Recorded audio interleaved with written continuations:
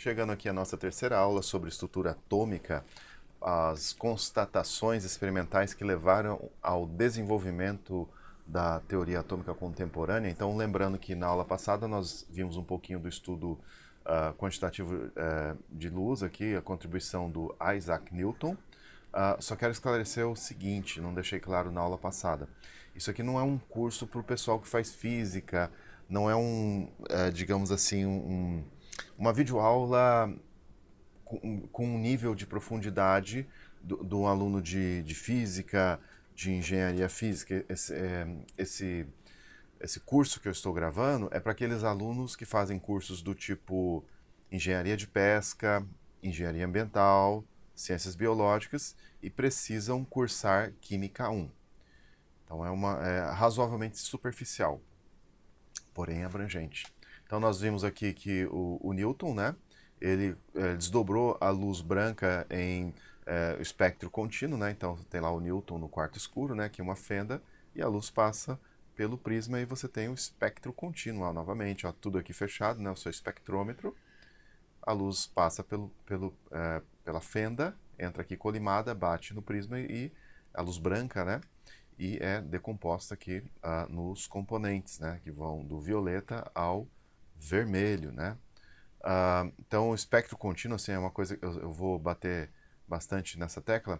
Vocês têm que ter em mente que o espectro contínuo é isso aqui, é o arco-íris. Obviamente, você não está vendo aqui o ultravioleta nem o infravermelho, né?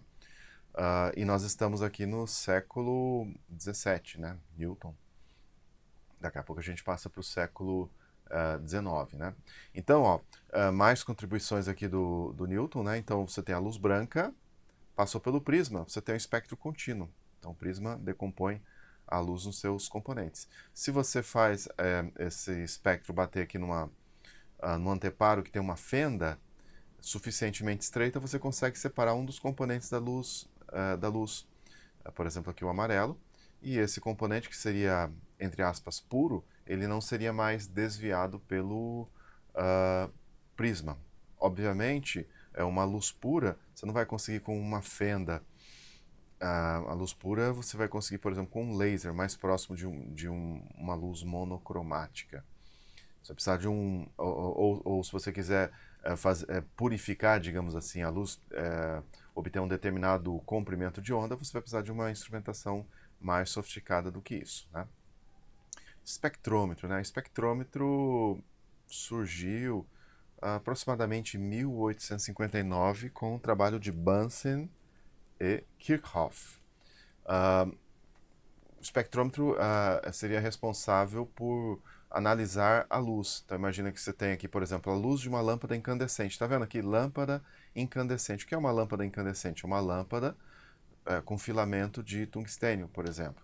Muitos de vocês nem sabem mais o que é porque elas não são muito usadas hoje no Brasil, exceto em decoração, por questões de economia de energia.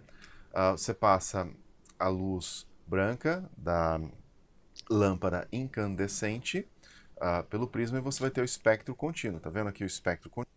Para você que não conhece, aqui é o desenho da lâmpada incandescente, tá vendo? Ó?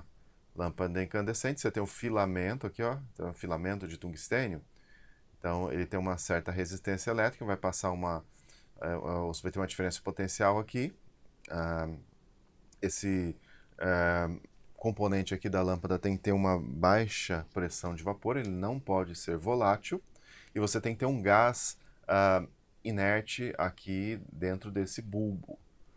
Mais tarde eu vou falar um pouquinho mais sobre lâmpadas incandescentes, mas enfim, a lâmpada incandescente tem então produz aqui um espectro contínuo, é o que nós observamos aqui. Se você tiver uma lâmpada fluorescente, como essa aqui, você vai ter linhas espectrais, né?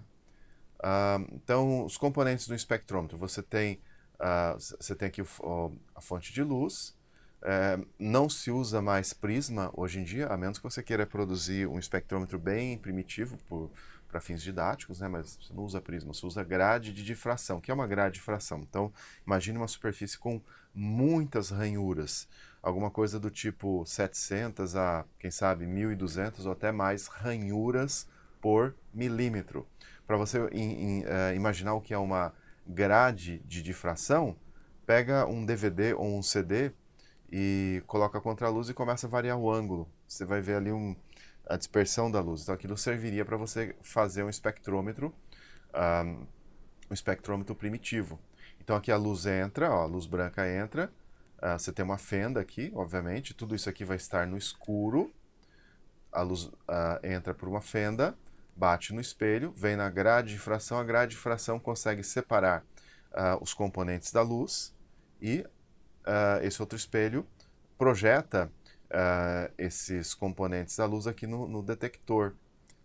Aqui é claro que eu estou falando num espectrômetro um pouquinho mais moderno do que os espectrômetros do século XIX, que foram super importantes para o desenvolvimento da ciência. Obviamente aqui você não está vendo o infravermelho nem o ultravioleta. Essa superfície do detector poderia ser um CCD, alguma coisa tipo o detector de uma câmera fotográfica, né? Mas você vê que em cada ponto aqui você vai ter um comprimento de onda específico batendo no detector, né? Eu acredito que no século XIX, meados do século XIX, não havia detectores de ultravioleta e infravermelho que fossem, digamos assim, confiáveis. Eu acredito. Posso estar errado. Então aqui você tem um desenho de um espectrômetro do século XIX como o criado por Kirchhoff e Bunsen. Eram dois cientistas alemães. Deixa eu ver se tem aqui um desenho melhor. Não sei se você consegue ver aqui. Essa seria a versão mais original aí do espectrômetro de Kirchhoff e Bunsen. Então, para que eles usaram isso? Para várias coisas. Por exemplo, analisar a luz emitida por elementos em alta temperatura. Bom, vocês já viram fogos de artifício, vocês devem saber que as cores dos fogos de artifício se devem à composição química desses fogos, aos sais que são adicionados à pólvora.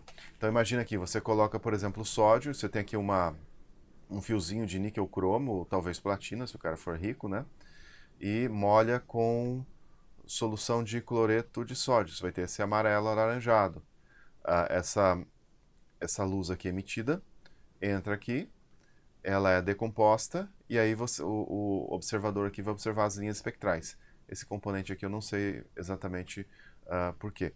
Então cada sal que você aquecer nessa chama aqui vai produzir uma cor específica que pode ser analisada aqui através desse espectrômetro primitivo do século XIX. Então aqui só para vocês ficarem sabendo, ó, isso aqui é uma figurinha de um teste de chama. Opa, foi demais aqui. Então, ó, se você tem um sal de lítio, você vai ter vermelho carmim. Sódio é alaranjado, potássio lilás, rubídio, não sei, césio, acho que rubídio e césio seriam violeta, mas se você for analisar a composição, digamos assim, em termos de comprimentos de onda emitido por cada elemento, você vai perceber que a composição da luz aqui varia de elemento para elemento. Então, se você passar essa luz por um espectrômetro, você vai ver linhas espectrais diferentes de elemento para elemento. Então, isso foi constatado já em meados do século XIX por Kirchhoff e, se não me engano, principalmente por Bunsen. Inclusive, Bunsen, através da análise de chama, descobriu o césio e o rubídio. E se você tiver um bom grau de pureza desses sais, desses elementos, então você vai observar as linhas espectrais características de cada elemento. Kirchhoff e Bunsen trabalharam juntos por um período da vida deles. Então aqui nós temos as leis de Kirchhoff para a espectroscopia. Isso é de 1860, mais ou menos daquela época que ele trabalhou com Bunsen. Então, se você tem um sólido, um líquido ou um gás denso, aqui eu escrevo gás denso, e você aquecer em temperaturas suficientemente altas, do tipo 2500 para cima, então você vai excitar os átomos do sólido, por exemplo.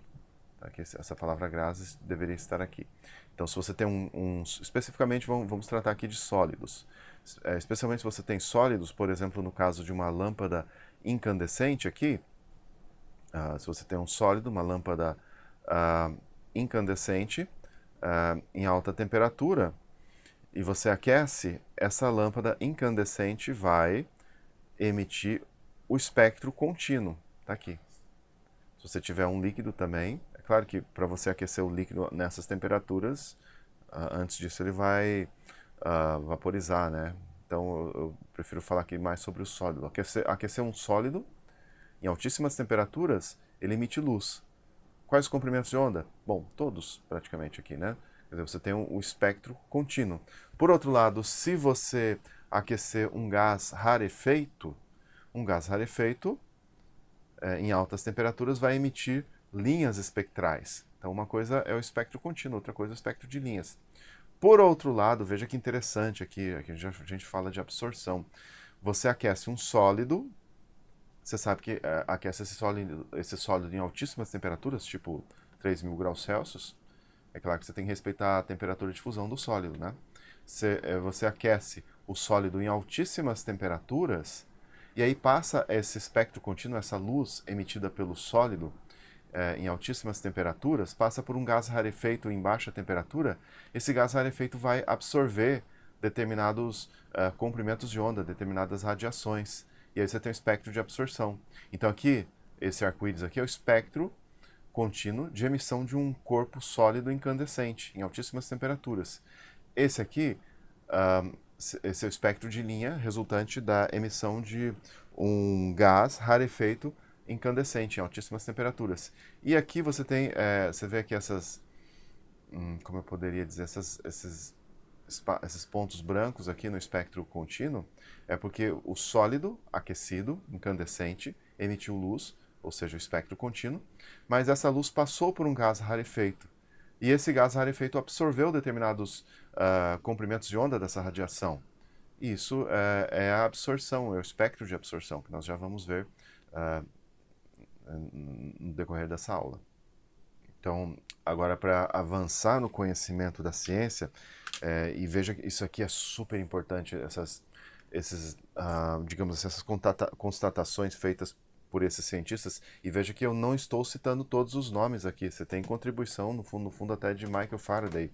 Vários e vários cientistas contribuíram no desenvolvimento da espectroscopia, da instrumentação nas observações experimentais, e essas observações experimentais inspiraram depois os físicos teóricos a criarem modelos atômicos para descrever o que acontecia no experimento. Bom, aqui nós precisamos saber o que são os tubos de raios catódicos, até onde eu sei foram inventados mais ou menos nessa época aqui, 1869, por esses cientistas aqui. Então imagina aqui um tubo de vidro, e aqui você tem dois eletrodos. Você faz vácuo, então você tem aqui vácuo, e você impõe uma diferença de potencial bem alta entre os eletrodos. Se você tiver aqui gás rarefeito, você vai ver emissão de luz. Se você tiver vácuo, simplesmente a eletricidade vai passar aqui. Veja que 1869, meados do século XIX, o elétron ainda não havia sido descoberto. Cada gás que preencher o tubo de raios catódicos vai emitir uma coloração diferente. Olha aqui um tubo de raios catódicos. Então você tem o hidrogênio, luz vermelha, o deutério um pouquinho diferente, né? Olha aqui o mercúrio, uma cor diferente. Esse aqui eu não sei que gás é. Bom, agora eu preciso falar sobre espectros de linha, ou linhas de emissão do hidrogênio, mas isso vai ficar para a próxima aula, porque essa videoaula já está longa demais. Então até a próxima.